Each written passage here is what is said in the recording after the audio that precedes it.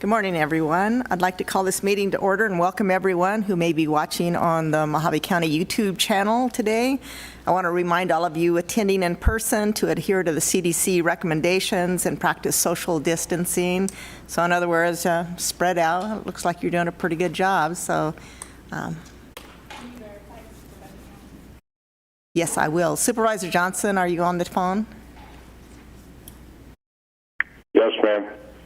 Okay, and Supervisor Watson, do we? Okay, I'm sure he'll be here shortly, so we have a quorum, so we'll just continue. Official business to come before the board today. We're going to start with Ken Cunningham, the Human Resources Director. This will be a discussion of possible action. Adoption of an addition to the Mojave County Personnel Policies and Procedures, Section 3.500, attendance policy during influenza or other viral pandemic outbreak in effect for 30 days unless extended by the Board of Supervisors. Good morning, Mr. Cunningham, or good afternoon now, I guess it is. Good afternoon, ma'am. The personnel policies that we put in place, we basically looked at Maricopa County and Santa Cruz counties and kind of adapted it to Mojave County. But unfortunately, I'd like to point out during our editing, we left out a word on not, and it's crucial to the personnel policy, so I'd like to tell you about that before we get started, if that's okay. During our editing, we left out a word not, and it's a crucial part of the policy, so I'd like to let you know about that before we get started. Okay. It would be in section E. It says for temporary or part-time, it's the second sentence, for temporary or part-time employees not accruing PTO who have exhausted sick leave accruals, the county may advance sick leave not to exceed. Currently it says to exceed 40 hours. It's meant to be not to exceed 40 hours. Okay. Sorry, we missed that in our editing. This personnel policy is basically designed to comply with, to any pandemic, and then many of the items are with the COVID-19. And so some of these are recommended, parts of it are recommended by the CDC and the Public Health Department, with the basics of not coming to work sick. We did add a few items in I. The Health Department requested that we put 4 signs of a fever or greater. The policy said 104 degrees and then left it at that, so we want 104 and greater. But basically, it's to minimize contact, and the policy is to help us get through whatever pandemic we're dealing with at the time. What we're requesting here is adoption of the policy with any edits the board has, and then put it in place for 30 days unless extended by the board, or however long the board wants to put it in place for. We did not include the House Bill 6201 because it may be different for every pandemic or whatever, but we'll explain parts of that with the policy. But basically, like it says, it's just giving the department heads to give them some advice on being able to send employees home during a pandemic or influenza or anything that comes up. What we also put in that section E is that we would allow employees to borrow up to 80 hours of PTO or up to 40 hours of sick time. That sick time is for those employees who are temporary employees or part-time employees that do not accrue PTO hours. That was per Proposition 206 a couple years ago. So 1 hour for every 30 hours worked, they get sick time. So that's where that 40 hours come from. They can only accrue 40 hours in a year and can only use 40 hours in a year. But this just gives them a little bit of extra time to give that to them up front. The 3 days, we're not requiring doctor's notes for 3 days because it says sometimes 72 hours to 14 days. But under federal family medical leave laws, we still need, HR still needs to be notified in case we have to send out family medical leave paperwork. They didn't change that part of the law. They may not qualify, but we're still required to send out that paperwork. And then, like says, if it refers to the FMLA, just because this pandemic or whatever is going on, we still would have to follow our other personnel policies for family medical leave, PTO, sick leave, and all the other policies. This is just gives us a little bit extra during a crisis situation. And it also adds about the child school. It gives us, gives the directors and the employees flexibility if the child's school is closed or their provider is closed for child services or child care. A little bit more flexibility to use PTO and the sick time. Telecommuting, we don't promote telecommuting here in Mojave County. I mean, sometimes people do it on a temporary basis, to prepare for a court case or something like that, they're able to. But in this, we would have to consider what's essential, and that would be up to the department head, working with IT and the county manager to see if we have licensures and enough support and not to overwhelm our IT department or crash any of the systems, and make sure we're still viable with all the liabilities with the licensures. We also put in here that we have the ability to create alternate work schedules, workstations, move people around to where we need them. Like I'm going to use the library, for example, because they're on the agenda. If there's employees at the library, if the board decides to close or moving some of those employees around to empty positions to help get through this, and then they can go back. Just whatever the essential functions of the county is, we have the ability and we have personnel policies already in place that will allow that. And then we also did research of areas that have natural disasters, Florida, Oklahoma tornadoes, hurricanes, and where we have that, we need the department heads to be a little bit of flexible if we have 2 employees working for the county and they have children at home. We can't demand, or I guess we can, but we're requesting that we don't demand that they work a shift at the same time, that we allow flexibility so they can work alternating shifts or schedules to accommodate their personal needs.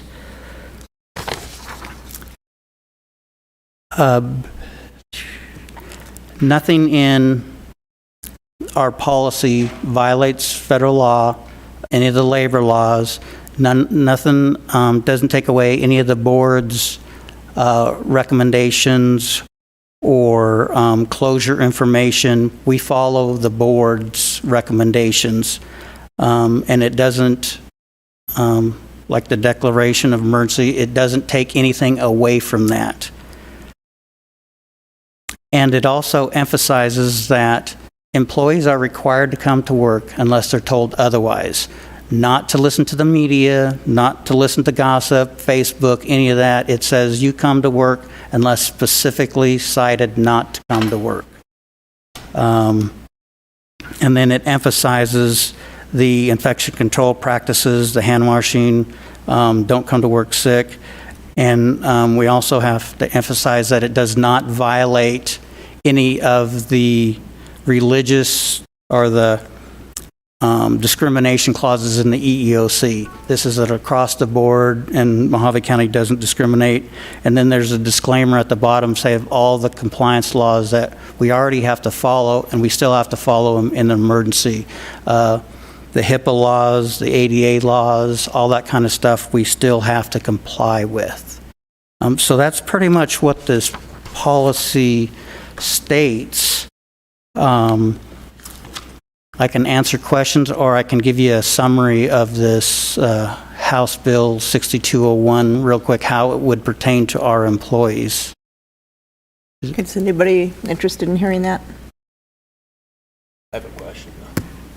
Supervisor Gold, go ahead. Thank you, Madam Chairman. Sir, will the employees be required to bank a COBRA payment when they expend their PTO? According to our medical plan, our trust, if an employee goes into an unpaid status, normally what we do is, if it's basically 2 unpaid pay periods, then the COBRA rates would apply.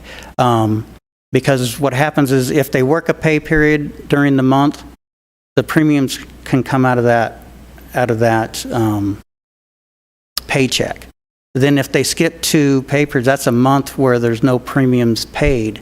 So unless the board has something else, our summary plan document for our trust does say, if you go into an unpaid status for a length of time, you may be required to pay COBRA rates. And we do have the COBRA rates here if you would like them. We brought enough for the panel, or for the board. I think it said 102% of the cost to the county. Correct. That is the COBRA rate. Will you take them to Jenny? The COBRA rates is the employee's portion, the county's portion, and then there's a 2% for administration fee. That's set by the federal government. That's part of the COBRA law.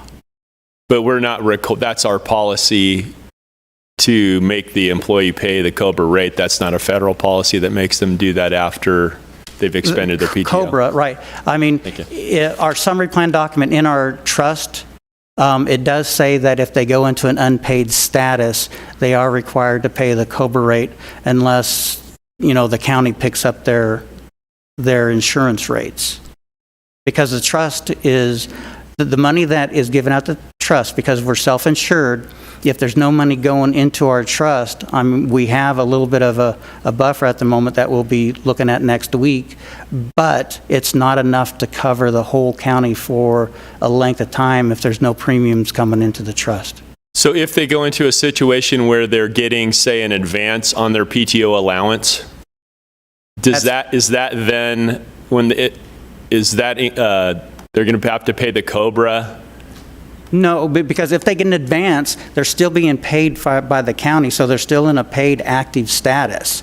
And so they're being paid, they're on the payroll, checks are coming out.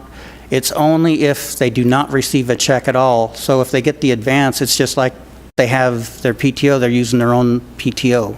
And how much of an advance can they get? What's being proposed is up to 80 hours. So 2 weeks? 2 weeks, yes. Okay. Sir. Thank you, sir. Any other questions? Mr. Cunningham, if an employee is in a situation where they're borrowing, say, 80 hours, and they decide not to come back to work at the end of that 80 hours, how is that time paid for at that point? Do they have to reimburse, or is that just? What we put in the policy is that, we give them up to a year to give us back the 80 hours or on a final paycheck. So if they don't come back, basically since we gave an advance, we could ask for our money back. If they do not have enough money to pay that money back, then we would ask for it, or the other option, when we looked into this, getting the money back, going to, I think it's civil court to get to a lien or a judgment, that would take some time, money, and effort, and then we'd have to determine if that's the direction we want to go. Okay, so as the year progresses, though, in their employment, they would be accruing more PTO time, and not all of that would go toward this 80 hours. It would be Madam Chair. We did not figure out exactly how it would be reimbursed yet. We figured we could figure that out over the year. Madam Chairman, the website is down currently. Could we suspend for just a few minutes until we can get it back up? Sure. I'm ensure that Supervisor Johnson can also participate. Okay. I'll recess this meeting until we get the technical difficulties. Okay.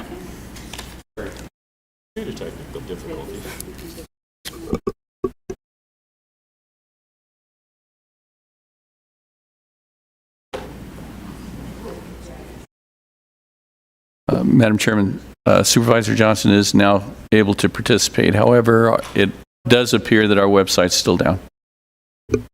I think he was on the YouTube channel, but not to the website.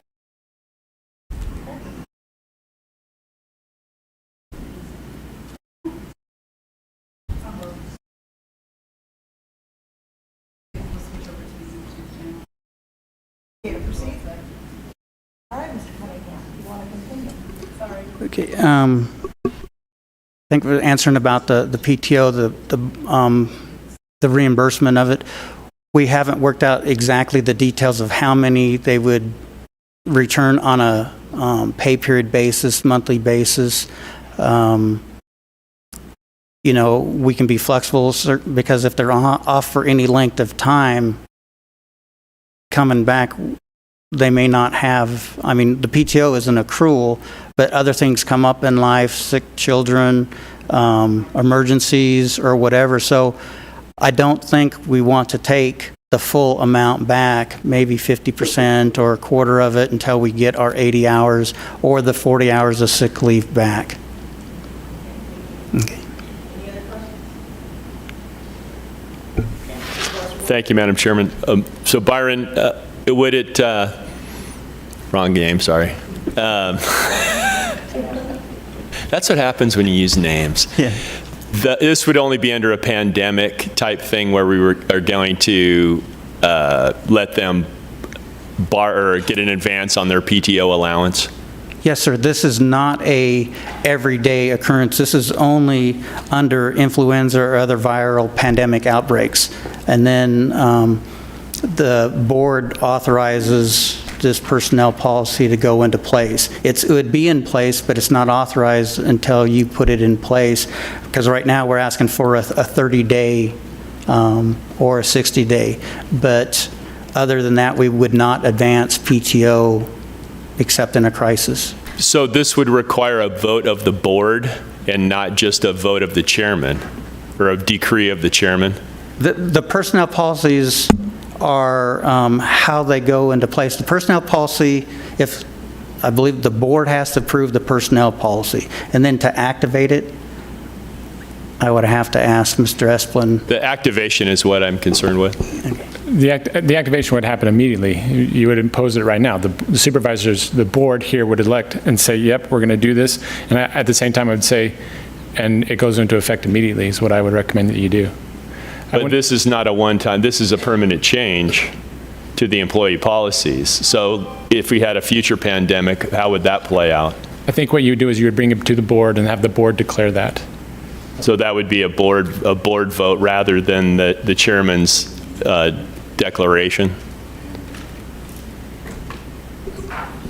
I'm getting multiple things here. I think I would still bring it back to the board in the event of a pandemic, because the authority that's given to the pandemic, the authority that's given to the chairman during a pandemic is to things like to shut down streets, public buildings, those kind of stuff. It's not really addressing employer-employee, the personnel policies and procedures. So I would say in the future, bring it back to the board, or we could amend it and say, have the chairman declare the pandemic. I mean, you can do whatever you want in this to say, hey, here's the triggering event. The triggering event is when the chairman declares a pandemic, or when the board declares it, or when the governor declares it. Whatever you want to do, we can put that in that language right now if you wish. Since I have no ability to look at the backup material because the computer is down, I'm curious, how is it written currently? It does not address that. It doesn't address who calls the pandemic event. It just says, in the event of pandemic or influenza or whatever it is, these rules come into play.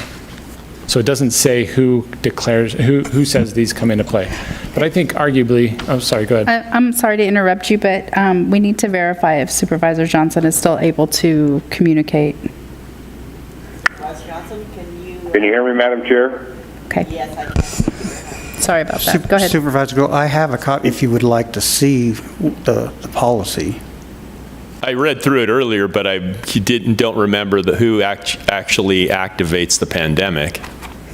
Like Mr. Esplin said, that is not written into the policy because the policy is what the board decides what it is. But I would say if there's been a pandemic declared, like what we have today, if the chairman has declared it, then I think it's a pretty safe to say that this would then apply in the future. I do. Unless you want to put in here specifically saying only when the board declares the pandemic. I think it should be a board action, personally. I defer to you guys. I am on the other side of this. I think when you're in a pandemic situation, it's difficult to govern by committee or by a board of 5 people. If you have one person that's doing that, that's the idea behind having the chairman declare and do certain things. Yeah, but in reality, this is an emergency of funding, not an emergency of action.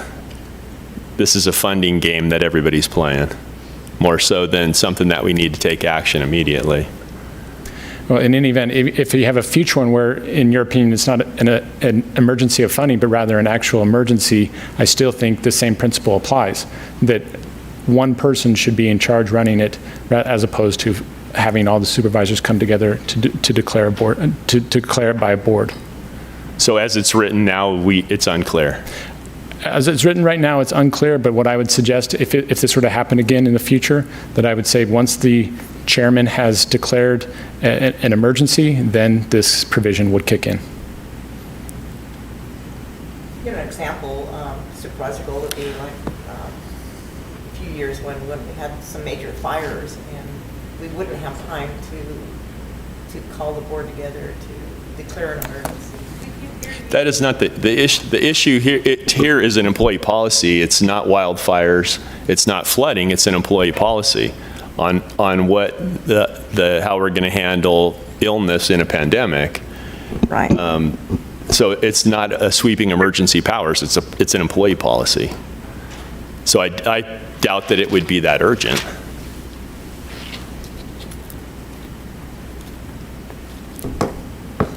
Does anybody have any comments? Okay. Supervisor Gold, do you want to change policy and make a motion? It would be swell, but I can't read I don't have the policy to make a change. Actually, Supervisors, do you mind if we take a... Madam Chairman? Yeah, I think that's a good idea. Supervisor Johnson, go ahead, and then we're going to take a break. Madam Chairman, I think if we do the emergency declaration, the chairperson does it, and if there's a problem, it comes back to the board for ratification. It could be dealt with at that time. I don't think this issue, or hopefully won't come up again on a pandemic.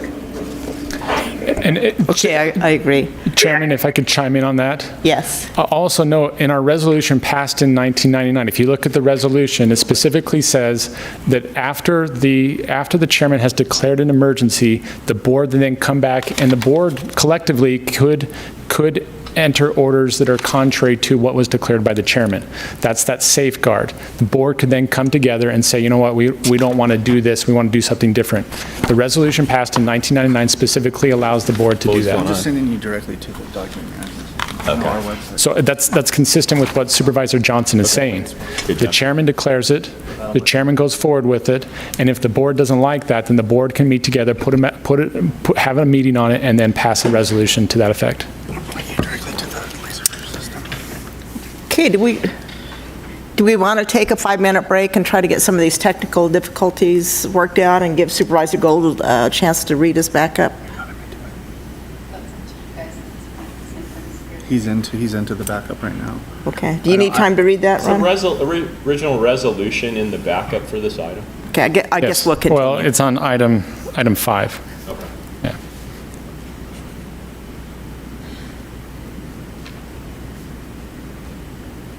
Madam Chair? Supervisor Johnson. Is it possible while Supervisor Gould's looking at that, if I ask some questions of Mr. Cunningham, I was off and I might be re-asking questions, but just for my own clarification? Yes, go ahead. I guess my questions had to do with the leave policy. the 1-year window that we're giving employees to pay back seems to be a short period of time. You mentioned in the part that I heard that what happens if there's an emergency or if they actually get sick. Is that something that we can extend, say, to 2 years and then revisit it at a later date? Yes, sir. This is our personnel policy, so we can extend the timeout as far as the board wishes it. Okay, and then I don't know if it would be under this item, because you kind of touched on it a little bit that I heard. The repurposing of our employees.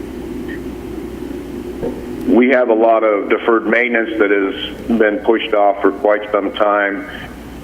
If this goes for any length of time and we're looking at not enough PTO, can we repurpose our employees to do some of the maintenance, in the buildings they're in? I mean, if it's just painting or deep cleaning or whatever needs to be done, so it's still of value to the taxpayer and it keeps our employees with income coming in. Yes, sir. The section 1.24 gives the county manager authorization to move people either permanently or temporary to other assignments. It also, what we put in all the job descriptions, under secondary job descriptions, we put perform special assignments as requested. That's in all of our job descriptions. And then also, there's a disclaimer at the bottom of our job descriptions that says management is not precluded from assigning other related functions not listed herein in such functions or a logical assignment within the scope of the job specification for the position. So we can move people in like positions with the transfer of or the temporary assignment on section 1.24. It does give us that right, I believe. Thank you. I appreciate that, and hopefully I didn't go over something that the board had already covered. I think that it's incumbent upon us to try to keep our employees working as much as we can because we have to have the services available, and when this is over, we want them back to work immediately. Okay. Thank you, Supervisor Johnson. Supervisor I just want Angus? some clarification. So if someone's going to take longer than that, if they're going to take an advance on their PTO, that has to be approved, right? There has to be a reason. It's just not they want to take it. So, Yes, ma'am. I mean, have you thought about how many employees you think percentage-wise this may affect? It would depend on, it's department by department. It says may extend, it's just like any other PTO. It's at the discretion of the department head to authorize the Right. PTO. And the employee would understand that going into it, that they would owe this, and now it's just the terms, basically. Right, this PTO, this extension of PTO was not designed for regular vacations or anything. It was designed to help in a pandemic, that if they're off because they're sick or they're taking care of a loved one or anything, that's what the 80 hours was designed for. Right, if there's an emergency situation. Yes, ma'am. And to go further into what Supervisor Johnson was saying, people are going to be working during this time in their current positions. So there's nobody that is so non-essential that they're going to be, go and clean the bathroom somewhere. I mean, I assume that is the policy of the county, is that people are going to still be working within their jobs. Until, if the board declares something other than that, Right. yes, Right ma'am. now, that is what we're talking about. Right now, that is the policy. You come Okay, to your thank job, you do your job. Right. Okay. Supervisor Gold, are you ready? I still don't see what triggers this other than it says under a pandemic. It says during influenza or other viral pandemic outbreak for 30 days unless extended by the Board of Supervisors. So I don't know what's the trigger that says that there's a pandemic. What are we, because otherwise this is going to be, it's going to be subject to to interpretation whether we're actually in a pandemic or not if you don't put a trigger in there. When we were designing this policy and when we were researching it, it was based on declaration by the public health director or the CDC. That was the intent behind writing the policy. It wasn't anybody can declare it. It was a national emergency like we're in currently. That was the trigger behind this. So it's going to, the intent is to trigger it off the Mojave County Public Health Administrator or the Centers for Disease Control declaring a pandemic? Yes, sir, that was the intent. Okay. So why don't we put that in there then? And you can do that. There's nothing that stops you from doing that. Okay.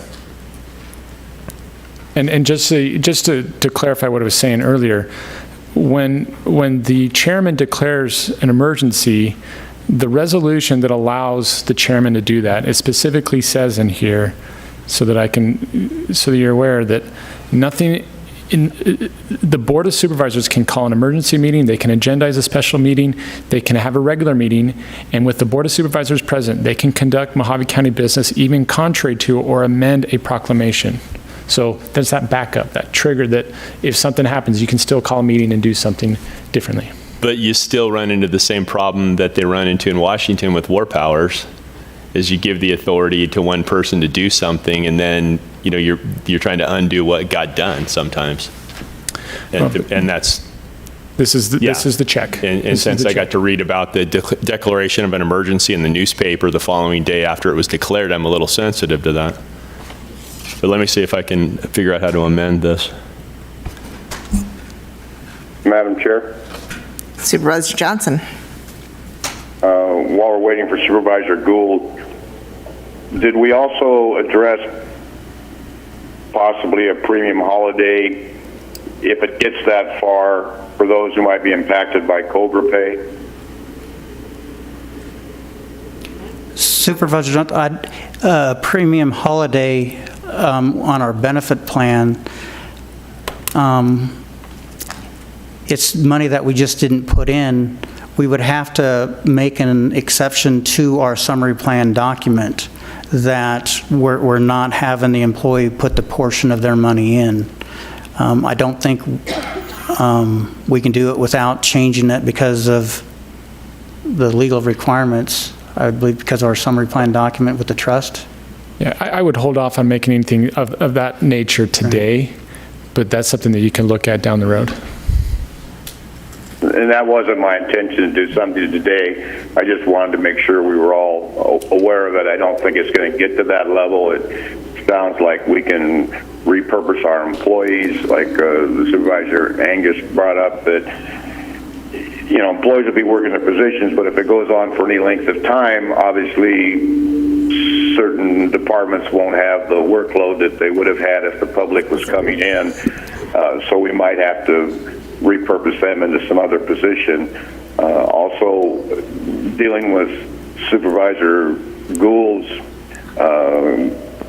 problems that he's having, I understand where he's coming from. But I believe that if, say, we had a fire and we enacted our emergency declaration, or the chairman did, none of these steps that we're looking at today would take place immediately. So I don't think that, while I understand his concerns, that it's something that's going to affect us as a board. Thank you. Okay, thank you. Supervisor Angus. So basically, Supervisor Johnson is talking about sort of the long-term policy, and we are discussing the short-term policy. We would come back, should this go on for much longer than anybody foresees, we would come back and talk about it at that time. I think it's, again, a little premature to talk about all of that and do this in haste without really thinking about all the unintended consequences that could happen. Yes.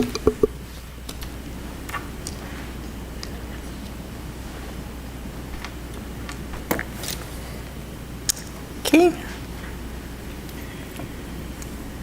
Have to give Supervisor Gould a few minutes to type or handwrite his motion. No stress. No stress here. We're waiting. Any comments, Supervisor Watson? To fill up the time? Thank you, Chairman Bishop, but I have no wisdom to add to the conversation. Chairman Bishop, would you mind if I explain a little bit about the House bill? I mean, I know people have been asking about paid time off, what the government says, and there's been a lot of misinformation. Would it be all right if I just read a summary real quick? Yeah, since we're kind of waiting. I'm good to go. Are you good to go? Okay. Can I just say that we will put a summary on the HR webpage on Monday with the easy read? We've got the bill up there now, but we'll put an easy read up there on Monday to make sure employees understand what the House bill was. Good idea. Okay. Thank you. I think Judge Gertler has something to say. Sorry, sir.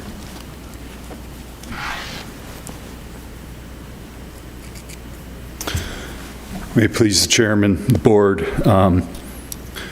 Personally, I like what Mr. Cunningham has done. I think it is good for the board to act quickly, and I think it's wise to be addressing this process through your decision-making here today.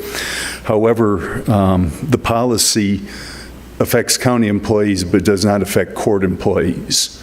We have our own policies and procedures with respect to court employees. I have been on conference calls with the Chief Justice and the other presiding judges across the state for 2 of the past 4 days, and I've been on a conference call with the Chief Justice at the presiding judges' meetings and the Judicial Council for the other 2 days of this week. And literally, it has been reiterated that the courts have to remain open for business. I mean, even in those states where the state has literally shut down, for example, in New York, the courts remain open for business.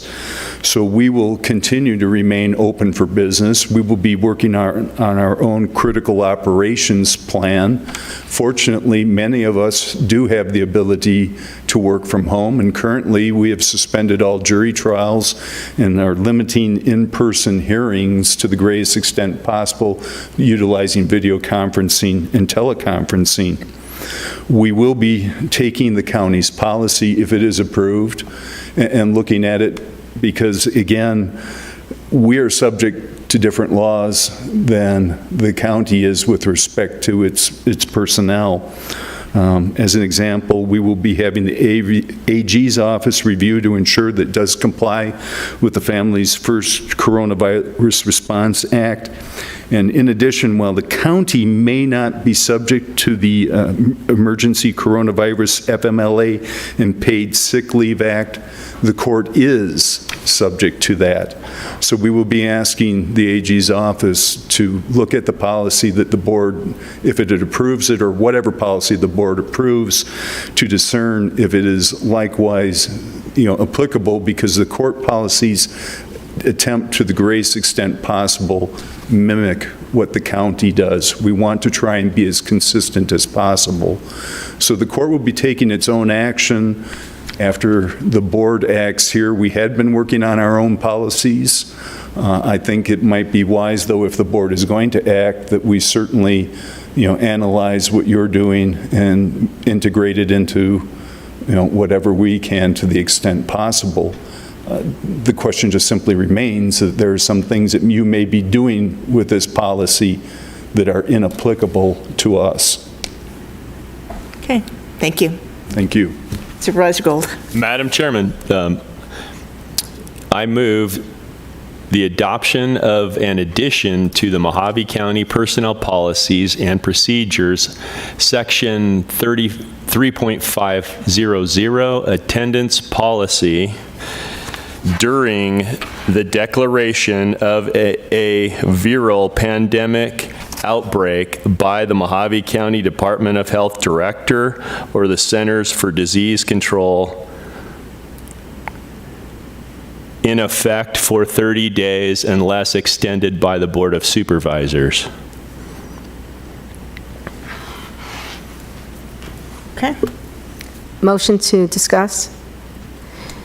So explain to me exactly how this is different than the recommended motion again. If I may, Chairman, the current status before the motion was whenever the viral pandemic outbreak, or either influenza or viral pandemic outbreak was in effect. But it doesn't have who declares it. Now, with Supervisor Gould's motion, we now know who declares it. It's either the public health director or the CDC. Is that correct, Supervisor Gould? Yes. And if we didn't put that in, what would it have been? It would be unclear. So if we had a future Okay. incident, we wouldn't know who declares it. But now we know it's the health director or the CDC who declares it, at which point then you go into the next one. So Supervisor Gold, in your motion, was that an or? No. It was either or.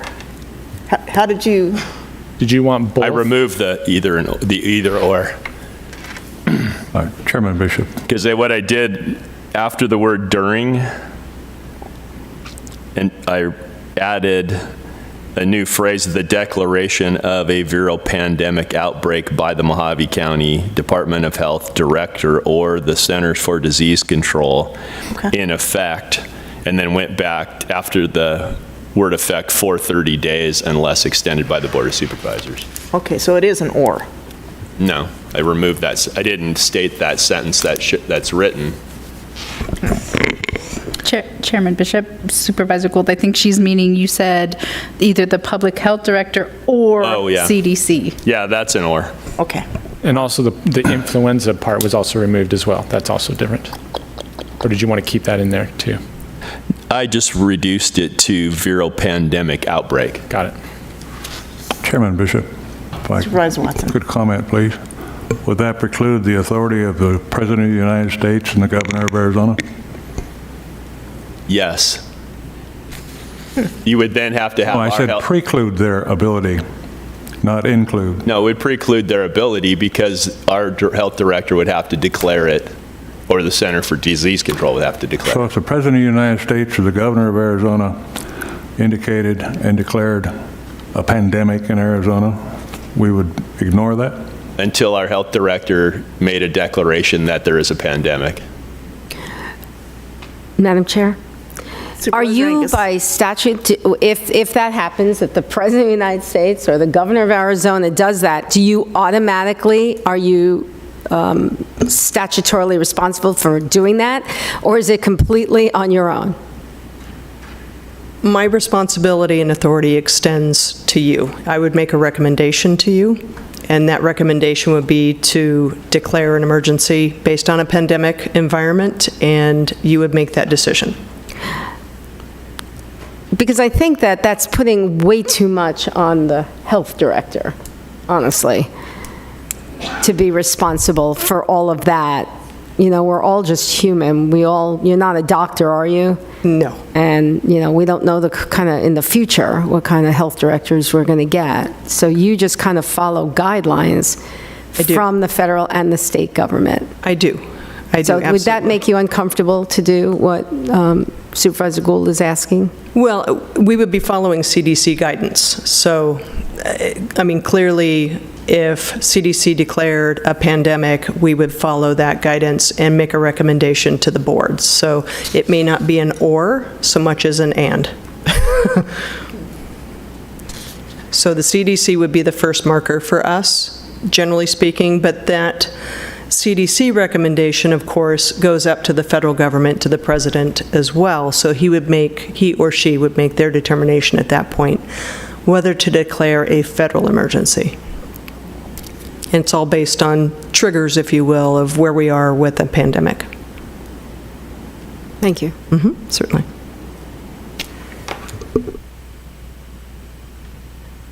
Okay, any further discussion? Yes, Madam Chair. Supervisor Johnson?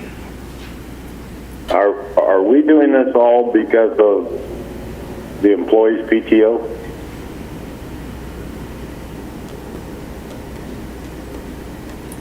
So Denise, can you answer that? I don't think it Madam Chairman, Supervisor Johnson might have missed the first part of the discussion. The lion's share of this personnel policy change addresses the authority of directors to send employees home, along with a myriad of other issues. The PTO component, the PTO portion was just a component of this personnel policy. And also, I'd like to state that regarding this policy, if a disaster is declared by the governor or by the President of the United States, he's going to have certain things that he wants you to do. This policy is specific to Mojave County and our employees, so it is unique in that regard. Thank you, Madam Chairman. Okay, thank you. Okay, I guess my question then is to Supervisor Gould, what problem is he addressing? And again, I apologize if it was discussed before I got back on. I think that question I know, but I'm waiting for you to say I can talk. But that's why I'm looking at you with this puzzled Thank face. you, Madam Chairman. Supervisor Johnson, I was concerned what would trigger the the ability for the employees to get an advance on their PTO, because I felt that the recommended motion is unclear. So I thought that I would clarify it by adding the stipulation that it was in the declaration of a viral pandemic outbreak by the Mojave County Health Director or the CDC. Just for a point of clarification. Otherwise, you're going to have employees that are going to misinterpret or may claim that they heard that there was a pandemic and just clutters it up. But things should be clear so that everybody can understand them. Thank you. Thank you, Supervisor Gould. I understand what you're saying. I don't know that we need it, but I'll go along with whatever the board wishes. Okay, do we have a motion? And Motion. But no second. we Oh, what? need a second on that motion? Okay. Madam Chair, can I just ask a question before we move on?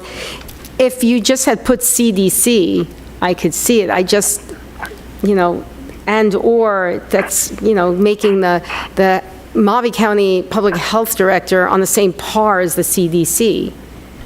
And that is, I don't understand that. Madam Chairman. Supervisor Gould. The federal government has no authority over the states. Under the Constitution, they have enumerated powers. So under their enumerated powers, I'm not clear that they can actually even declare a pandemic and force the states to do anything. And you kind of see that stuff going on now, which is why I would want somebody local to have the authority to declare it also. She is the health director is the health director for Mojave County and knows what's going on in Mojave County. And if it were the case that you had a health director that would just arbitrarily declare a pandemic, I'm sure she wouldn't remain health director for very long. But we have rights, and we should actually stand up for those rights. We're merely not a subdivision of the federal government. We're a subdivision of the state, and the state's created the federal government, even though the child now thinks that it runs the country. Thank you. Welcome. Any further discussion? We still have a motion on the floor. We need a second. I'll second it for a vote. Okay. We have a motion and a second. All those in favor, say aye. Aye. Aye. Any opposed? Motion carries, and we can move on. Okay, next item is under the Director of Risk and Emergency Management, Brian Stewart. Discussion of possible action, Ray, in response to the COVID-19 pandemic, suspend issuance of all Mojave County use permits for mass gathering events for the next 60 days, and terminate with full refund all Mojave County Parks facility use permits, Public Works special events permits for the use of county right-of-ways, and any other special event permits for special events currently scheduled to occur in the next 60 days. This suspension and termination with full refund is subject to further extension as determined by the Public Health Department at the conclusion of the 60-day period.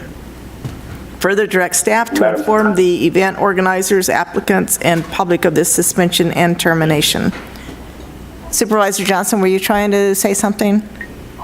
Yeah, sorry, I broke in. I thought you were done. No, it's a long one. The question I have goes back to item number 1. Was that a motion to accept the new policies and procedures with the addition of that Supervisor Gould put, or are we still going to address possibly extending the time period of repayment? No, I think, if I may, Chairman, I think what we did, we accepted the motion. They voted on the motion that Supervisor Gould put forward, and it doesn't address the latter part that you just said. Okay, thank you. Yep. Madam Chairman, we could reconsider if Supervisor Johnson had another issue that he wanted to address. Supervisor Johnson, did you want to reconsider and address that other item? Sure. I make a motion to reconsider item number 1. Second. Good idea. All those in favor? Aye. Aye. Aye. Any opposed? Motion passes. Madam Chair, I just was curious if the board would look at possibly extending the payback time for a 2-year period, which we could readdress in, say, 3 months if things continue down the same path. I'll second the motion. Okay, we have a motion and a second. Any further discussion? All those in favor say aye. Aye. Any opposed? Okay, motion passed. Okay, going on to item number 2. Is Byron here? The real parent? Chairman Bishop, I'm on the line. Madam Chairman, Is he if still he's out? not, we can check and see if he's on the line. Thank you. He's on the phone. Chairman Bishop, I'm on the line. Okay, you'll have to speak up a little more. You're very, very weak. Sorry, I'm trying to tap in here from my cell phone. Can you hear me okay? I can hear you better, but you're still sounding a little weak. If you could just maybe get a little closer to the phone. I'm about to swallow it now, but hopefully you can hear what I'm saying. Yeah, that sounds good. Would you like me to address this or just answer questions, whatever you would like? Okay, we have Byron on the telephone. Does anybody have any questions for discussion for Madam Chairman? Supervisor Gould has a question.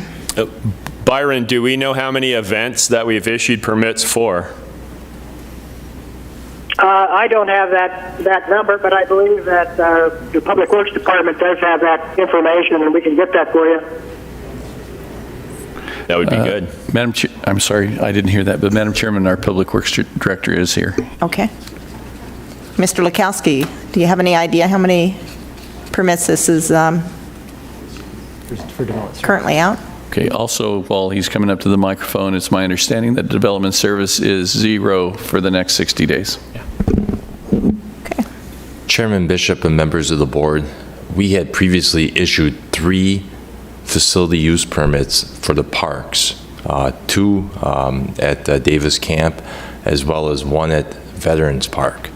The Veterans Park event has been already canceled by the event organizer. That was an Easter egg hunt. There is another Easter egg hunt planned for the Davis Camp as well, and that would be on Easter weekend, as well as a blues festival at Davis Camp in mid-May. While the event organizer for the Blues Festival has not yet acted, he's actually reserved time in the fall at Davis Camp should the event be postponed. Oh, good. On the right-of-way use permits, what we call special event permits for right-of-way occupation, we do have 2 events. One is a use of London Bridge Road for a bicycle event. That's on March 28th, the Saturday, last Saturday of the month, as well as the Golden Shores, I think they call it the Loyalty Parade. They'll be in the Golden Shores area, occupying primarily open highway. That's April 18th. So those will be the 4 events. I kind of dropped the 5th off because the Veterans Park Easter egg hunt has been called off already. Those will be the 4 events that are impacted. Okay, thank you. Did, Mr. Latowski, did anyone contact the promoters of these events and see whether they were planning to go forward or not? Supervisor Bishop, Supervisor Gould, yes, we've been in regular contact, and that's how we learned of the Easter egg hunt cancellation, and we've already accommodated an alternate date for the Blues Fest as well. They didn't officially cancel the Blues Fest from that mid-May timeframe, but we've already reserved an alternate time in the fall. Like, it was early October for them, so it's just a matter of, I believe they're basically waiting on the the board meeting outcome. Thank you, sir. Thank you. Okay, thank you. Madam Chairman, I'd move to approve item number 2. Second. I have a motion and a second. All those Madam Chairman, Supervisor Gould. we just approved the Loyalty Day Parade on Monday, That's right. and so that much has changed that now we're going to unapprove it? I think we approved it on the condition that things might change, if I recall. I'm just pointing out the fact that we just approved it on Monday. Things are changing rapidly. I understand that. Trying to keep up with it is difficult, but, Sure. okay, we have a motion and a second. All those in favor say aye. Aye. Any opposed? Aye. Okay, motion passes 4-1. Okay, item number 3, discussion of possible action, Ray, in response to the COVID-19 pandemic, temporarily suspend the meetings for the non-statutory county boards, committees, and commissions for the next 60 days. For those persons participating in the statutory county boards, committees, and commissions, implement social distancing techniques to ensure public safety, and recommend the use of teleconference, video conferencing, and internet participation in order to avoid in-person gatherings of more than 10 people during the meetings. Madam Chairman, I'll move for the adoption of item number 3. Do we have a second? Second. Chairman, if I could just add some clarification to this as well. Okay. Just so the board is aware of what we're talking about. When I helped draft this item, and when we're talking about statutory county boards, committees, and commissions, those are ones that are created by statute. For example, I can think of 3. The Board of Supervisor meetings. The board, by statute, is supposed to hold regular meetings. It doesn't say once or twice or 3 or whatever, it just says regular meetings. So the Board of Supervisors has to do that. Also, the Planning and Zoning. By statute, the Planning and Zoning Commission is supposed to have a monthly meeting, one time per month. The third one that I can think of is the EBT one. The EBT one does not specify that you have to have meetings, but the statute creates the trust, the one that we have, so that we can administer the trust. So those are the 3 statutory ones that I'm thinking of that would not be canceled. The non-statutory ones are things where the statute does not provide for it. For example, the Census Committee. The Census Committee is a very useful and helpful committee, but it's not required by statute. There's nothing in the statute that would require the Census Committee. The Traffic Safety Committee, to my knowledge, there is no statute that specifically says that we have to have the Traffic Safety Committee. Those are some of the examples that I could think of where there's not a statute that specifically says that. So the statutory ones, by law, they have to be held. The non-statutory ones would be canceled, as outlined in the motion. And also, we want to emphasize that these commissions, even though we hold them, that we do what we did today. We implement social distancing. We encourage participation by telephone and by video conferencing and other things.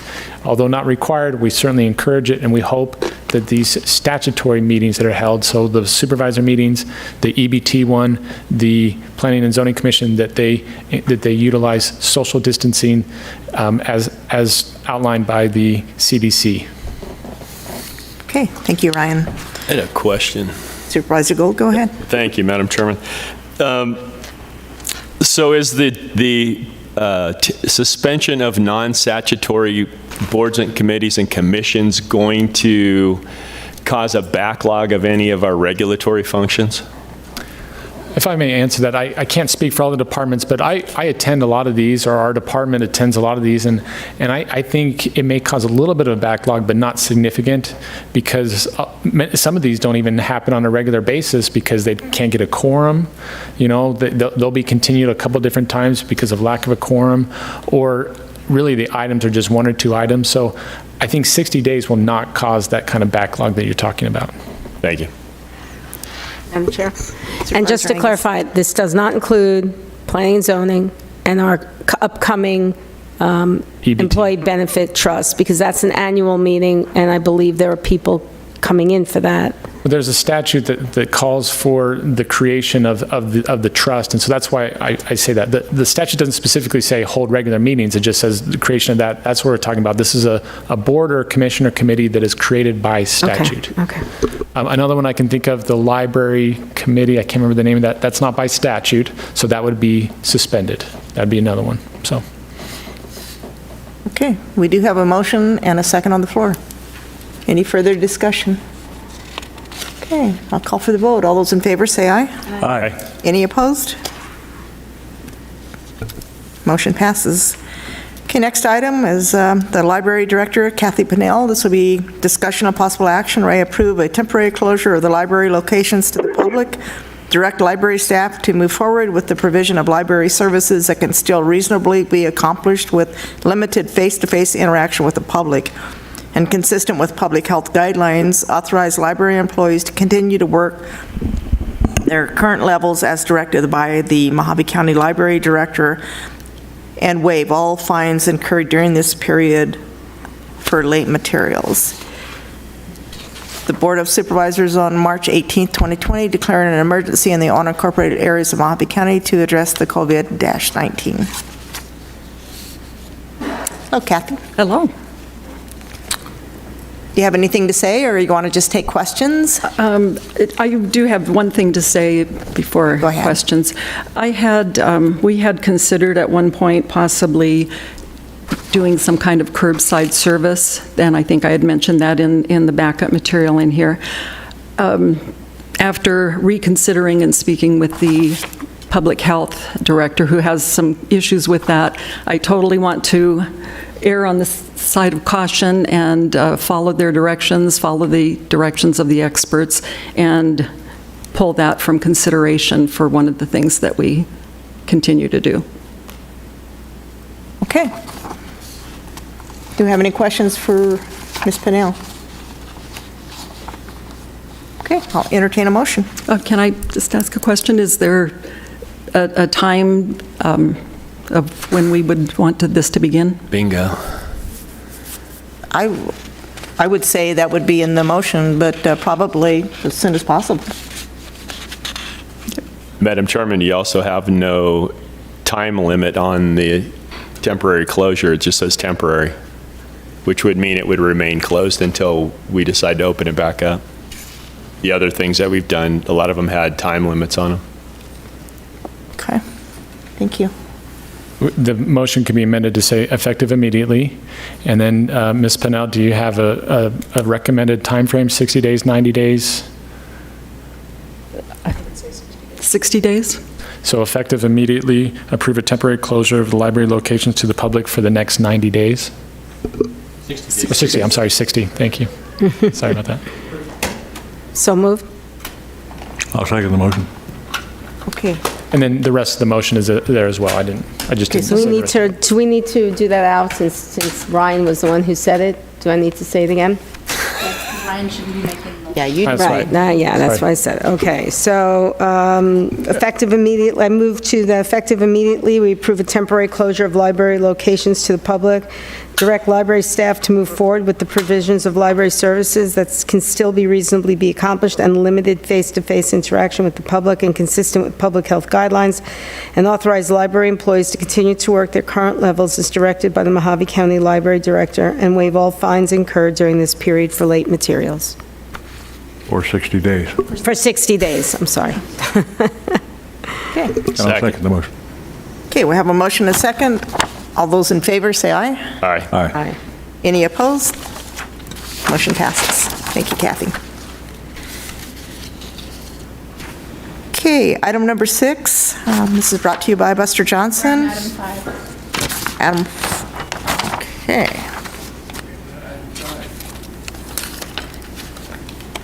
It wasn't on my, Ratification of let me get the other agenda here. It does have an item 5. Discussion of possible action, Ray, ratification of the proclamation approved by the chairman of the Board of Supervisors on March 18th, 2020, declaring an emergency in the unincorporated areas of Mojave County to address the COVID-19. Madam Chairman, so moved. Okay, do we have a second? Madam Chairman, I did not see a requirement for ratification in the original ordinance. Okay, Mr. Esma, can you address that? That's Is it correct. required to be ratified, or are we just doing this as a... I think we're doing it as a matter of professional courtesy and respect to say, hey, we support the decision that the chairman made. There's nothing in the statute that requires ratification. There's nothing in the resolution. However, this is not the first time that Mojave County has declared an emergency. In fact, since I've been here, we've declared an emergency every year that has been done every year for the wildfires.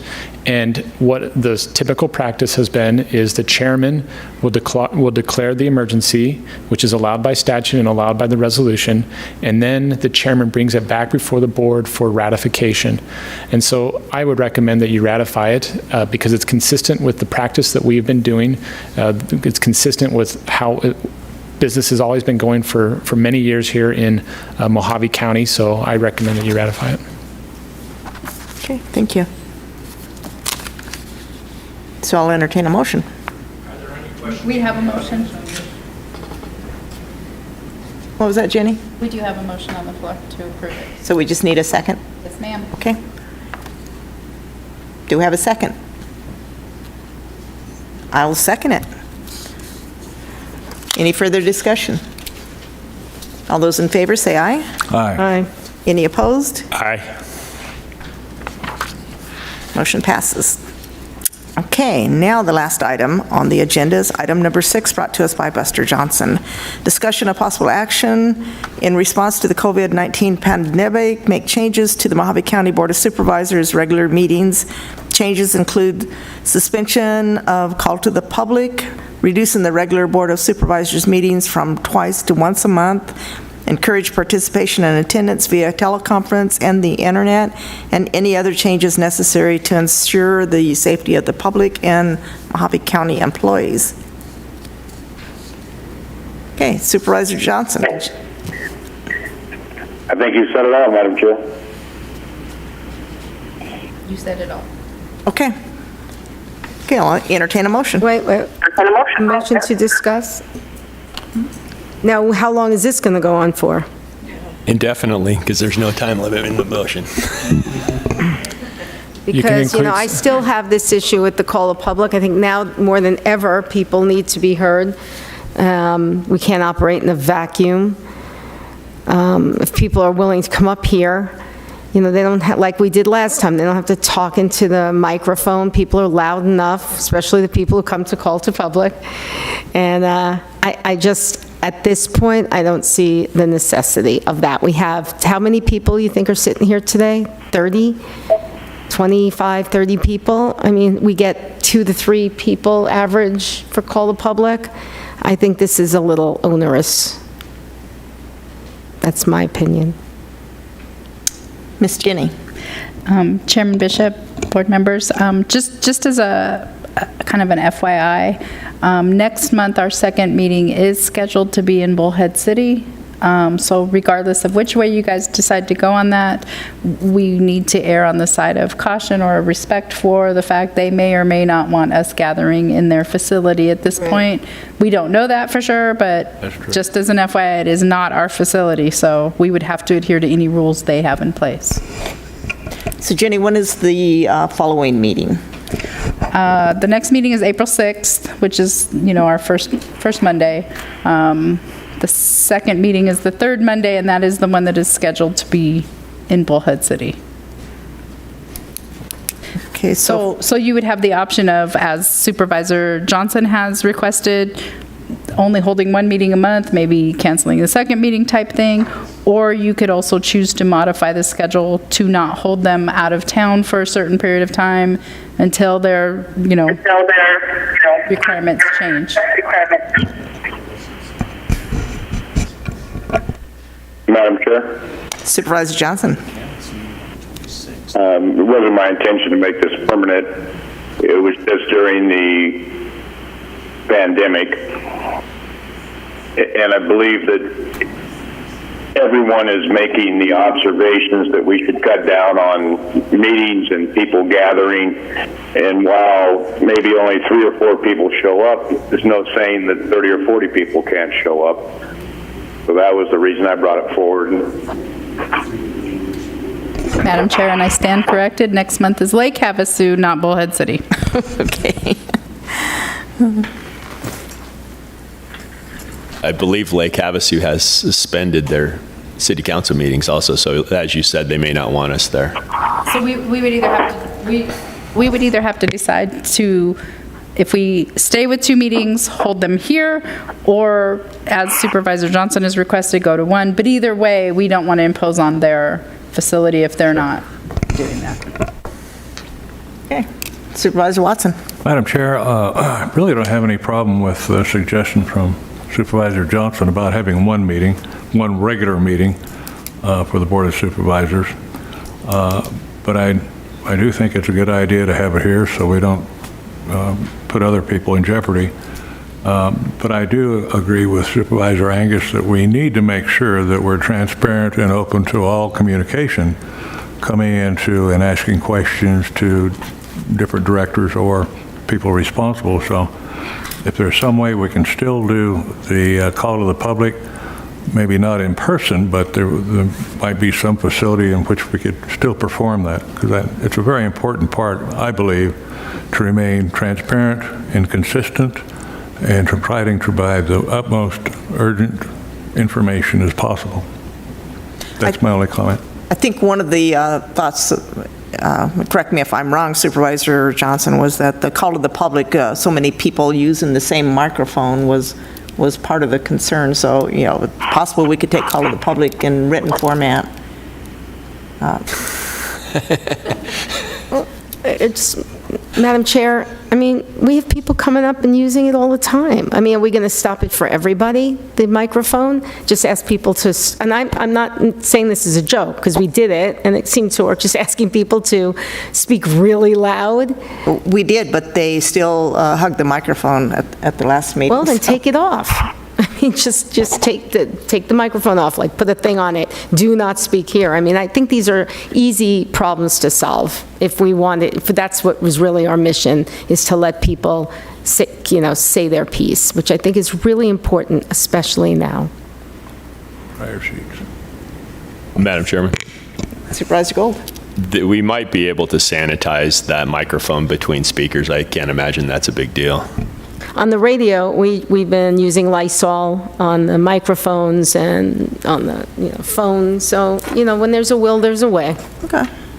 So I just It want might be awkward to read written statements from call to the public speakers because it could give the impression that that individual that's reading the statement is reaming us out instead of the citizen reaming us out. So that might be awkward.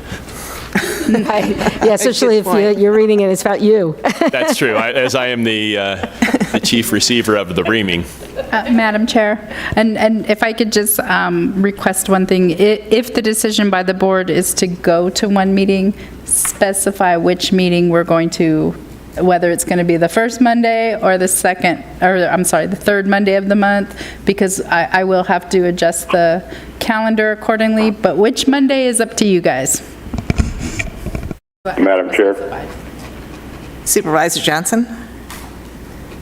I would entertain the idea of using the first Monday of the month so that we don't have to call a special meeting, because I'm sure things are going to be coming up between now and then that we need to be addressed. We can always call a special meeting as long as we notice it and post it, right?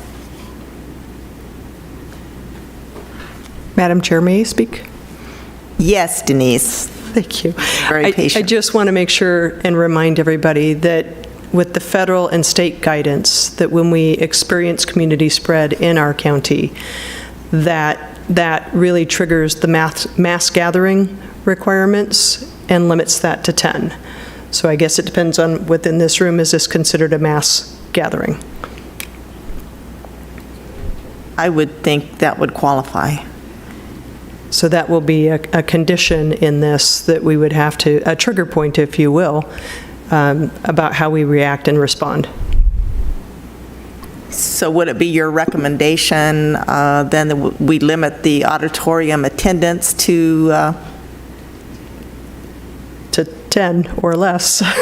and there's how many setting up here? So would that 10 be in the audience, or would it include us? It would be 10 total. I mean, per the guidance, that would be 10 total. So we would be probably closing the auditorium and only having our citizens attend via YouTube. And in that case, questions, a call to the public could come in on YouTube commenting online. Could be. Yes. We would certainly recommend any kind of telephonic or computer-based methods for communicating with the public. We would never want to discourage that. That certainly paints a clearer picture. Madam Chair. Chairman, if I may. Go ahead. And I'd like to introduce the time value to this to 60 days. That would be fine with me if someone wants to make that motion. If there's Madam Chair, can I, just one other thing? Yes. If we're going to talk about allowing public comment via phone or however else, we want to ensure with IT that we're set up for that. Otherwise, the other suggestion was in writing. I have no problem reading them. But if, she just said if we were going to limit and have people use the ability to call in, Yeah, no. I don't know if we have that ability or not. That would be an IT thing.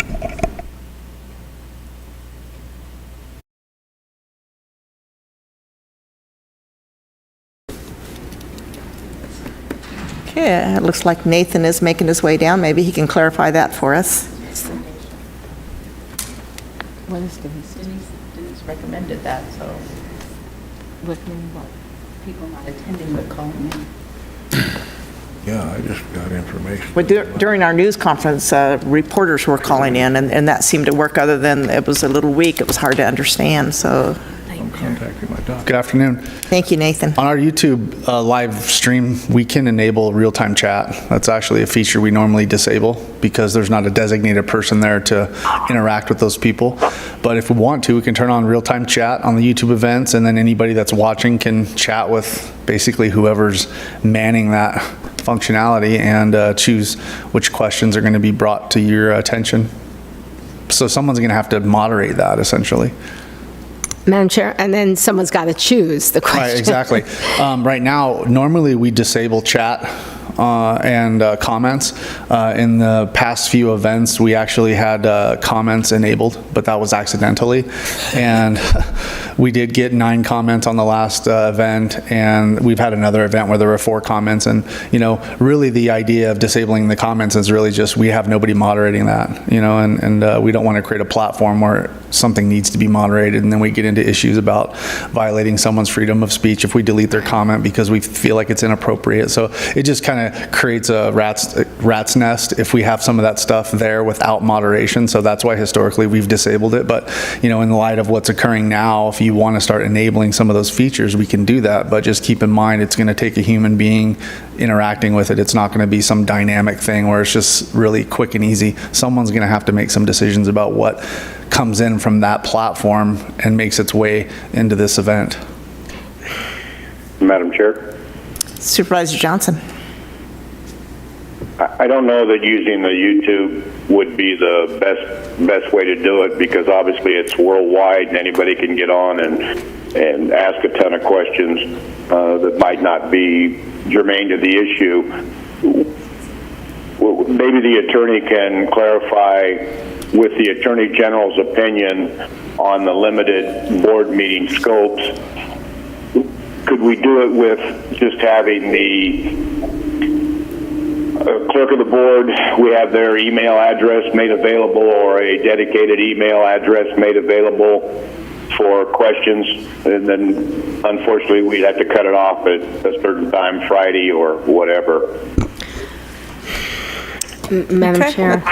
That's a good idea. And also, we could also, on the online YouTube commenting, only turn it on during the call to the public. That's another option, so. Madam Chair, I think, honestly, in my opinion, I think that's a terrible idea. And I think that because we haven't seen it yet, people are being told to stay at home. I don't think we're going to have the rush of call to public. And if we do, maybe we can address it then. Before we're making these decisions, before we even know what's coming. I mean, 2 or 3, we get. What's the average, Ginny, of the people we get for call public? Like 3, 4, 5 tops. Anywhere from 3 to 5 per meeting. Yeah, and so we're not talking about a lot of people.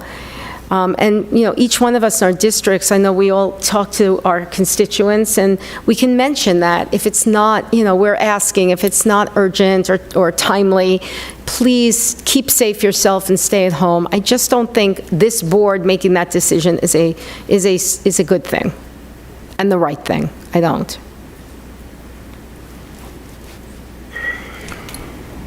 Supervisor Watson? Madam Chairman, my only concern is if we're to use some of these avenues with social media, those sitting at home might be multiplied by 100 or 300. So I am very much opposed to closing call to the public down completely, but it might behoove us to consider the written requests that could be submitted and read either by the clerk. I can go for that. Okay, and I think it's some common sense. Yeah, absolutely. They could write those comments and email them in or text them in, so. Right. Jenny? Madam Chair, one thing I would suggest would be we do have to kind of put a cutoff time for those, because obviously, once the meeting starts, we can't really access that kind of stuff or read them. So we maybe could say if you want to submit a call to the public, it has to be in either by 5 o'clock on Friday or 8 a.m. the day of the meeting, because otherwise somebody's going to get missed if we don't put a time frame on it. Like if somebody sends a request at 9:15, it might be too late to get it before the meeting starts. Madam Chair, just the logistics of that, because if you are asking people, if you invite people at dinner, they're going to eat. So we can feasibly get, like you were saying, 100, 200, and who's going to then pick and choose? I think that's, again, I think we should just keep it on the way it is. And if we see it next meeting that it's just out of control, then we could do something to it, and if people see it here. But I think, again, this is really premature. I have a question for our attorney. Sure. During the call to the public, should this epidemic get out of hand, and we have a lot of people that are wanting to come and speak during the call to the public, is it the chairman's authority to just say, we're not going to have call to the public because of health risk or whatever? To remove the call to the public, it would be a decision of the board. The board would make that decision. So it'd have to be made in advance. Yeah, that's why. If you've put it on the agenda, right now I'm reviewing the Attorney General's recent opinion about the open meeting laws and COVID-19. And what I get from that is if you put on the agenda, hey, we're having call to the public, then we're going to have call to the public. We've told the public, we've notified them that, hey, this is happening. That's why I recommend you make the decision now so that the board collectively has made that call. What the chairman can do, though, if you do decide to have call to the public, the chairman can impose reasonable time, manner, and place restrictions. So instead of 3 minutes, you could say, well, I'm only going it to 1 minute. Instead of having the microphone there, we're going to remove the microphone and you need to speak loudly. You can impose those reasonable time, manner, and place restrictions. That's always permitted. The chairman would be able to do that. But to get rid of it completely, I'd recommend that the board vote on that. Okay, thank you. May I add a couple comments real quick? Yes, While we're go ahead, talking about Nathan. it? Something to consider, these events are live streamed. If you remove the microphone, the people watching the live stream can't hear the speaker very well. So that's always one of the logistical problems we have when people forget to turn their mics on or off. So if we remove this mic, people that are watching and participating remotely aren't going to be able to hear anything. So the use of the microphones is actually very critical to what we're trying to do here in order to have value for the live event. If I can't hear you, what you're saying, I see your mouth moving, how do I interact at that level? Just a brainstorm idea that, I'm thinking is, you as board members represent your constituents. And I think that if your constituents had something that they wanted to bring forward to the board, they could contact you and then you could moderate it and bring it for them. I think historically that's something that has been done, for decades. Okay, that still brings up the issue of groups less than 10 people. So, Madam Chairman, sure. are we allowed to limit attendance? I believe so, based on what the governor has. Can you answer that? The Attorney General has issued an opinion about COVID. The Attorney General has said, and I'll read specifically, the open meeting law permits a public body to hold a remote meeting through technological means. So if we wanted to say, you know what, all the supervisors are going to be on teleconference, we could do that, okay? Another one, quote, after providing proper notice and agenda in accordance with the open meeting law and implementing procedures designed to safeguard the public's access to the meeting, a public body can conduct an online meeting to allow deliberation and discussion about matters within the public body's jurisdiction. I don't think the open meeting law specifically allows you to limit public gatherings of 10. I think it comes down to if the governor has declared no public meetings within 10, then we would have to follow what the governor says. So it's going to come from somewhere else. Or if the chairman could also limit it under her authority, the declaration of the emergency. That'd be one possibility. But I still think it'd be coming from the governor. If the governor says no meetings of greater than 10, then we would follow that. And that would trump, that would override the open meeting law. Because the open meeting law, the idea is that the public should have access to it. But clearly, the Attorney General is saying, "Hey, we could do technology. We can hold a remote meeting through technological means. They can do it online. You just got to make sure that the public has ability to see that." Madam Chair, I just got a text from somebody from Bullhead City who said that Mr. Angus, go ahead. Bullhead City had someone sanitize the mic between call to public speakers. Denise, would that work if we just sprayed the microphone with Lysol in between speakers? Or does it have to sit there for a few minutes? Madam Chairman, while she's getting up to address me, I offer something to the board. Yes. On a lot of the items that the board hears, the planning and zoning items, the statute requires that people be allowed to provide the board with comment testimony. So we're going to have people coming up to the microphone. We're going to have to be, with the 10 meeting requirement, we're going to have to make provisions for those people that have items coming in before the board, whether they be the permitting or other items, to be able to speak to the board directly and to allow you all to have be able to ask questions of them. Thank you, Madam Chairman.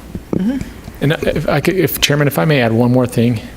And I think one thing we ought to consider, at least just telling the departments and letting the various different county departments know that if we can continue things, if we can set things out further beyond this 60 days, it may be worth your while. I mean, you look at the pattern, you look at the model that the Arizona courts have taken. The Arizona courts have come down and they've given specific guidelines. And if you look at those guidelines, one of them is, the courts are to liberally allow continuances, see if they can have participants participate by telephone and video conferencing and all those things. And that's what's happening today, is that the courts, the litigants, the attorneys, the judges, they're trying to say, okay, let's see if we can continue this out. If we can, if something can be moved forward so that it doesn't have to be heard this week. Obviously, there are constitutional rights at play, and so some things have to be done. And there's some applicants that will say, you know what, we need to do this now, and I get that. But if there's some applicants, there's some departments that can say, you know what, we can hold off on this until July. We can hold off on this until August. I'd recommend that they do that so that it makes things easier for the board, it makes things easier for the public. It's just a good practice that the departments should consider.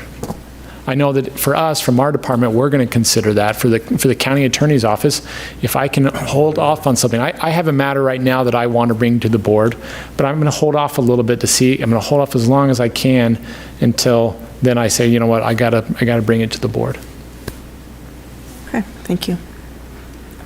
Just to point out, see, get my distancing here, is that the microphone, the spray would need to stay on there for 10 minutes wet to be effective, and then we'd also need to make sure that we wipe down all the surfaces because people typically come up and touch their hands onto the... Yes. Madam Chair, I'll wait for you to go on. Supervisor So Higgins, anxious. go ahead. So what I'm hearing is it the same thing as the spray with the wipes? So it needs to dry? It needs to be wet for 10 minutes to kill the germs. What about covers, where we have That's why I think we need to- 10 covers and we take them off and put a new one on? I mean, if they're disposable, certainly that could work. Interesting. And again, just wiping surfaces down as people come up and touch. Madam Chairman, Supervisor Gold? you could discontinue the use of the podium also. Just put a microphone stand off to the side, then you'd only have to worry about the microphone and the microphone stand, and they wouldn't have to wipe down the top or the computer or that stuff. Okay. So Denise, with all of this discussion, Go to 5 What say you? microphones, and then you could get the 10 minutes out. do you have a recommendation Well- based on your knowledge? You know, I believe we will encounter a presumptive confirmed case here in the near future. I mean, that's just a prediction, and it's really just an assumption. I don't have any science to build that off of other than it's building around us. If you look at the number of cases that are now in Coconino County at 5, and they moved from 1. So things are, and Yavapai just had their first presumptive positive case. Yuma County just had their first presumptive. So it's La Paz and us. And we're to the west, you know, that's the west.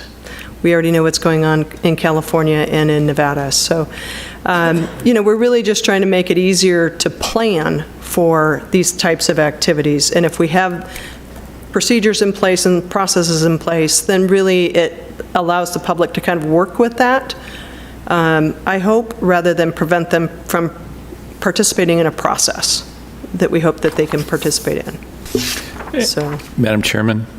Yes, Mike. Possibly we could have IT look into like something along the lines of remote mics, like what's at Public Works that they use to where somebody doesn't have to stand next to the mic to be able to use it. So I can come up, we can actually investigate that and take a look into that technology. Okay, that's a good idea. Okay. Anybody else? Madam Chair? Supervisor Johnson? You know, we're talking about, let's say, I don't know, the most we ever had people that call the public is, let's say, 10. I don't think we've had 10 people. But when we have 200,000 people in the county and we're spending an awful lot of time worrying about a few people coming up to express their opinions before a meeting that is optional for us to take. The biggest threat is to our employees and to the operation of the county. Let's say the manager, for instance, gets the coronavirus. What are we going to do? I think we're spending too much time. I'd rather just somebody make a motion and put this to a vote. Madam Chair, Supervisor I'll Watson? attempt to make a motion. Okay. And this is for item number 6, I believe. 6. In response to the COVID-19 pandemic, recommend to change the regular meetings to once a month and change the call to the public to that of written questions or written dialogue to be received by the clerk of the board no later than Friday afternoon at 5 p.m. prior to the board meeting. And furthermore, for the next 60 days, that those meetings be held here at the Mojave County Auditorium in Kingman, Arizona at 700 West Beale. Okay. Motion to discuss? Second. Okay, hold on just a second. And we also need to add which one. Is it the first or the third meeting? Did you say that? I believe I said first. Okay, thank you. Change it. Yeah. So that'd be the first, First Monday of the month here for the next 60 days. okay, we have a motion on the floor, And Supervisor Johnson seconded. He's second, but I... and we have a second, and Supervisor Angus would like to speak. Okay, so now I'm hearing that this is all to protect our employees. Are we stopping people from coming in during the day? Or can people come and speak to you over the counter during the day? I know that they're having a little distance. I mean, I had that at CVS, but I mean, if is that what the worry is about our employees, then we should be doing other things. I just think the whole thing is just... Supervisor Angus, I think we're trying to protect not only the employees, but the general public, and try to keep this from becoming an... Right. So then why aren't we just closing down this building? I don't think we can close down the government. We still need to function. Okay, I've said my piece, I made my point.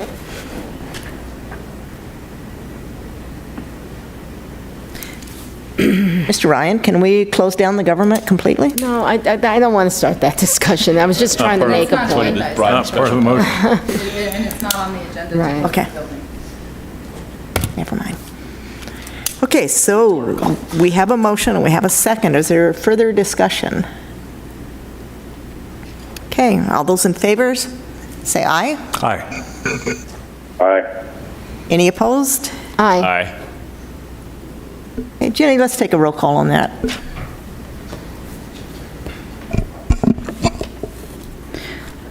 Supervisor Watson? Yes. Supervisor Angus? No. Supervisor Johnson? Yes. Supervisor Gould? No. Chairman Bishop? Yes. Motion carries. Okay, Madam Chairman, before Yes, you Mike. adjourn, may I? you certainly can. You have the floor. I wanted to thank the board for allowing us to have this meeting. We, as staff, were receiving considerable amounts of suggestions from board members on the direction that they would like to take the county and things that we should be doing. And from a staff perspective, we didn't believe that we had been granted authority to actually enact a lot of these measures that you all heard today. And I appreciate the opportunity to bring these forward to you all so that the board can make decisions on them. I would like to remind the board that there is a canvassing meeting on the 26th. And if you all have any other suggestions or directions that you would like for us to take a look at, I would be glad to agendize those for the meeting of the 26th. Obviously, the board does have the authority to have emergency meetings, and we could, if things change so rapidly that we need to have a special meeting, that's something that the board can certainly consider also. Thank you very much, Madam Chairman. Okay, thank you. There being no other business, we're adjourned.